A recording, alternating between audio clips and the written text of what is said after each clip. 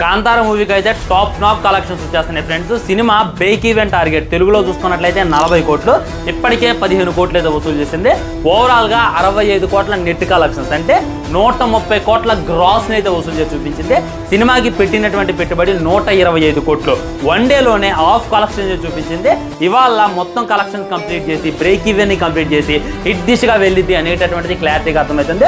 Book my show app open చేసి మనం చూసుకున్నట్లయితే జస్ట్ 1 అవర్లోనే 70,000 టికెట్స్ సేల్ అయ్యాయి అనేటటువంటిది మనకు చూపిస్తుంది. టికెట్స్ న్యూ యాప్లో చూసుకున్నట్లయితే ఆల్మోస్ట్ 60,000 టికెట్స్ సేల్ అయ్యాయి అనేటటువంటి చూపిస్తుంది.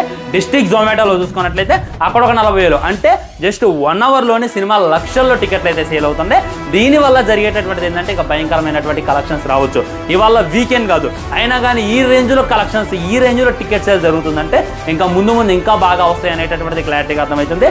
సినిమా 1000 కోట్లు ఈజీగా కొట్టేస్తుంది అని చెప్పి ట్రేడ్ పండితులు అయితే చెప్తున్నారు. మరి నిజంగా